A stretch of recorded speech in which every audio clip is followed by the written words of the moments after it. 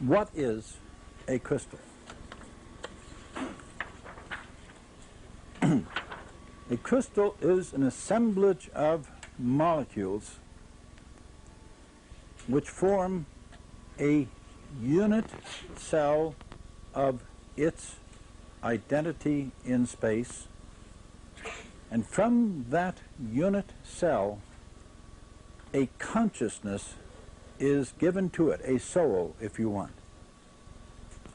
Once that soul enters that unit cell, it draws to itself the replication of its image. We speak of man being made to the image and likeness of God. We can see that in action when you grow crystals. I've grown thousands of them. It's the most exciting thing you can involve yourself with. You first must develop a seed crystal. That is, you let matter go into a state of solution. You take water, you dissolve salt, sodium chloride, in the water. A salt is a crystal. When it's in solution, it is clear, transparent. Light will pass through it with no distortion except the normal refraction of the change in refractive index from the glass vessel to the water. You then evaporate the water down to a point where you get to supersaturation. Now, what does supersaturation mean? It means that the water molecules moving around in the sodium chloride molecules moving around in the water are getting closer and closer together. And finally, supersaturation is these molecules are bumping.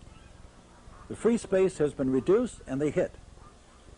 When they hit, energy takes place, exchange, and they start then to, the next moment they hit, they fuse. They lock into place and you get what we call precipitation. It falls out of solution. Supersaturation. When they fall out of solution, that precipitation is a polycrystal. Poly means many different directions.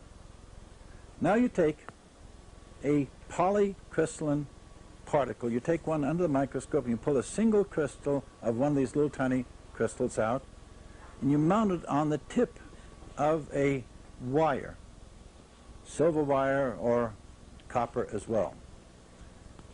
You then put it into a saturated solution. That means that these molecules are jiggling together, but they're not bumping or crowding into each other.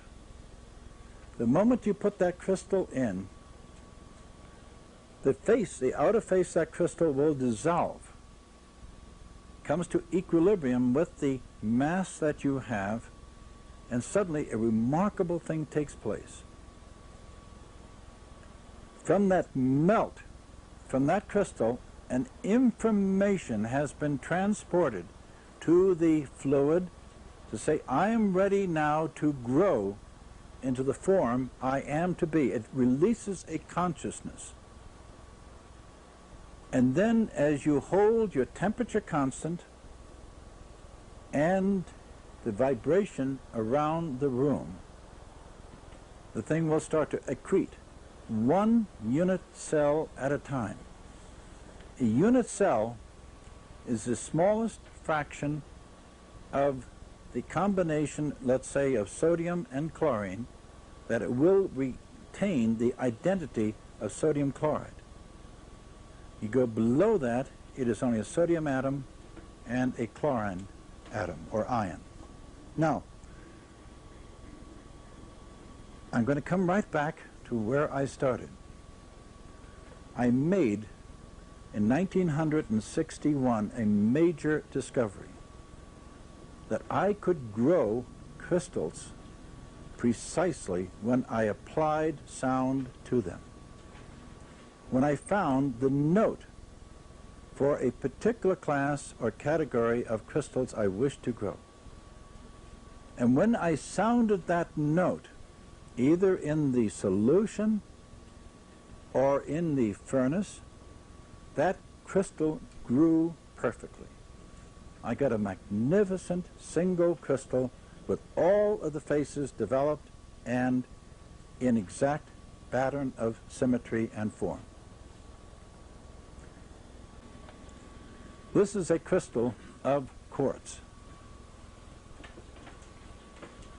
When, for example, sodium chloride we have been working with emerges into the solid form that you can hold in your hand, the unit cell of sodium chloride is cubic. Each side is equal, parallel, and of the same basic dimensions. So you deal with a perfect cube. This is one of the basic forms in nature. The next shape we have in the crystallographic world is hexagonal or six-sided. The shaping that quartz takes in its evolution and development of a crystal form is hexagonal. The reason for that is the unit cell of quartz has a hexagonal form to it. Its memory unit is hexagonal. The unit cell of sodium chloride is cubic. The consciousness of a crystal growing is where that unit cell oscillates, projects its vibration in space, its identity of the square cubicness of sodium chloride or the hexagonalness of the quartz. There is something beyond purely that vibration, and I call this the soul of the crystal. It's initiation of a life force to bring matter into being. That is where sound comes. It is an initiatory process. When you sound the right note, the crystal starts beating in a symmetrical form, and these unit cells drop into place and start to build the spiral of the life form of this crystal. And they grow in a right-handed spiral as they emerge from the unit, the nucleating site.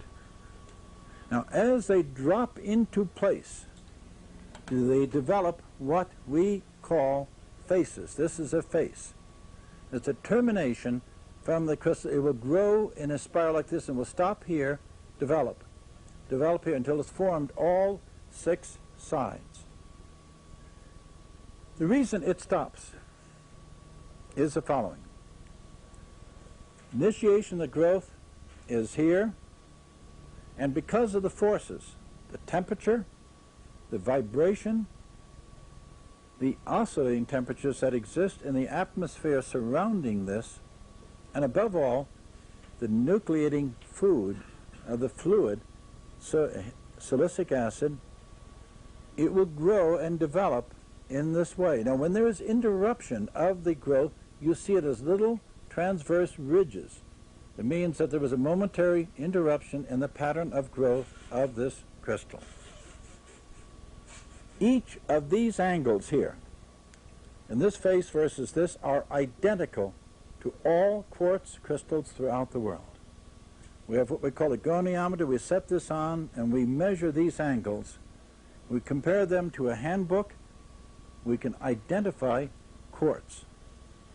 We then identify the termination. A crystal will come to completion. It will complete its life cycle, and in the process of completion, this is the story of the completion of this crystal's growth. Come to the end of its life, its work is done, it's time to move on, and it leaves the shell, the remnants of its growth that you see here. leaves the remnants and the shell of its growth. To put the life back into the crystal, you need but breathe on it. Because what breath does is initiates the vibrating, oscillating action that brought this into being. It's a very, very important statement.